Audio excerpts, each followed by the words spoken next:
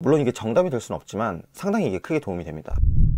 오늘 오르네. 사실 러시아랑 우크라이나 전쟁이 저도 이렇게 장기화될 줄은 전혀 예상하지도 못했습니다. 지금 좀 이제 불안해 하시는 분들이 많은 것 같아요. 보니까 공포지수가 상당히 많이 올라갔다고 하더라고요. 그런데 저는 전혀 걱정을 하고 있지 않아요. 근거 없는 자신감은 아니고요. 근거 있는 자신감입니다. 저는 S&P 500만 모아가고 있어요. 오늘 3월 14일 저 여태까지 한 1000만 원 이상은 매수를 한 것 같아요. 저번 시간에 했던 것보다 조금 더 디테일하게 어떤 거를 보고 제가 매수를 하는지 실제로 하나를 사보겠습니다. 저는 항상 이 과거의 통계를 기반으로 이 매수 결정을 내리거든요. 이 자료가요, 이제 전쟁 이슈에 대한 주식 시장의 반응에 대한 표입니다. 이 결과만 먼저 보시면요, 이 S&P 500 인덱스 토탈 드로우다운 보이시죠? 이게 이제 전 고점에서 최대로 얼마까지 내려갔냐, 그걸 말하는 건데, 보시면 정말 의외인 게 마이너스 20을 넘는 게 없어요. 참 희한하죠. 뭐 전쟁 나면은 세상이 망하는 것처럼 미디어에서는 그렇게 다루는데, 코로나 때보다 오히려 덜 떨어졌습니다. 가장 심하게 떨어진 게 1940년대 이제 2차 세계대전 때죠. 진주만 공격 때 이제 마이너스 20%까지 떨어졌다고 이제 기록이 돼 있네요.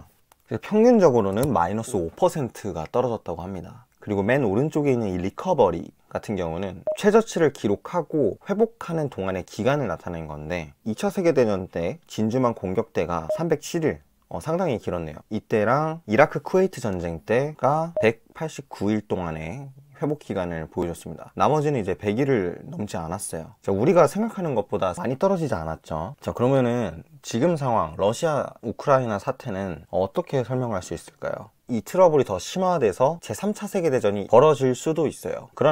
그럼에도 물론 전쟁은 안 좋죠. 전쟁은 안 좋은데, 그럼에도 불구하고 우리가 이 주가에 대한 걱정은 그렇게 크게 할 필요가 없는 게, 진주만 공습 때 이때만 해도 이제 마이너스 20% 떨어졌다고 하잖아요. 코로나 때보다 덜 떨어진 거예요, 2차 세계대전 때도. 그래서 3차 세계대전이 일어나도 30% 40% 떨어질 확률은 아무래도 적은 거죠. 떨어질 수도 있지만 과거의 통계를 기반으로 봤을 때 그 정도로 떨어지기는 힘들다 라는 말씀을 제가 드리고 싶습니다.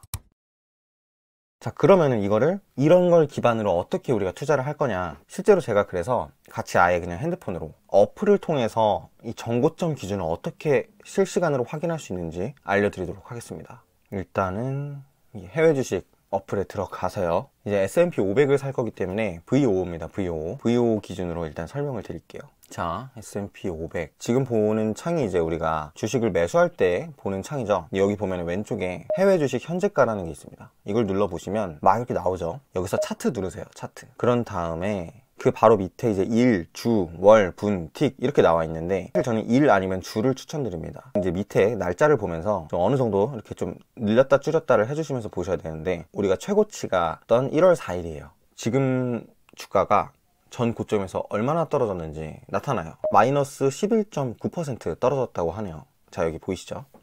자, 이거를 보고 이제 판단을 하는 거죠.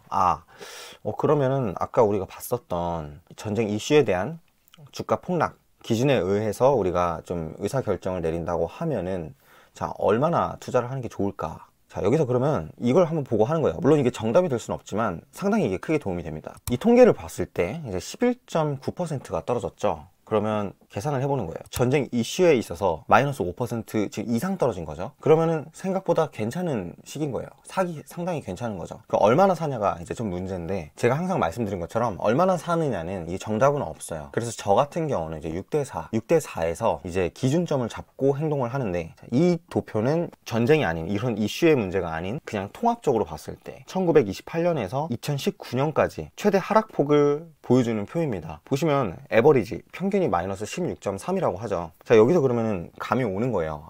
지금 마이너스 11.9% 떨어진 상태고, 전쟁 이슈로는 마이너스 5% 떨어졌었고, 이 주식시장 전체적으로 봤을 때는 마이너스 16%가 평균치였다. 저라면, 제 기준이라면 7대3, 이제 8대2 정도로 갈 것 같아요. 지금 저는 이제 여기서 더 떨어지면은 더 살 겁니다. 마이너스 16%까지 내려오면은 전 더 살 거예요. 한 주 사겠습니다. 한 주. 저는 388.69달러에서 한 주를 사보겠습니다.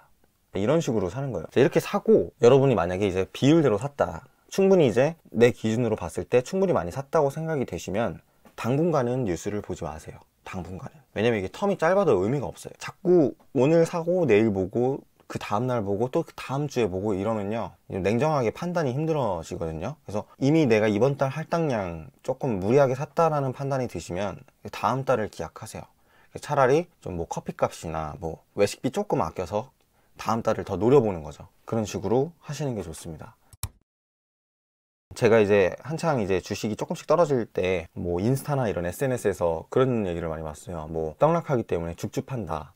근데 사실 저는 그게 좀 그런 표현이 너무 성급한 것 같다는 생각을 했거든요. 왜냐면 이게 지금 현재 조정인지 아니면 잠깐의 그냥 변동인지 알 수가 없어요. 그런데 정말 무서운 게, 보통 약세장은요 한 번에 확 떨어지잖아요. 약세장은 이제 베어마켓이라고 표현을 하죠. 베어마켓은요 진짜 무섭게 떨어지는 것처럼 보여줬다가 살짝 올랐다가, 지는 것처럼 보여줬다가 살짝 올랐다가, 이러면서 조금씩 내려가요.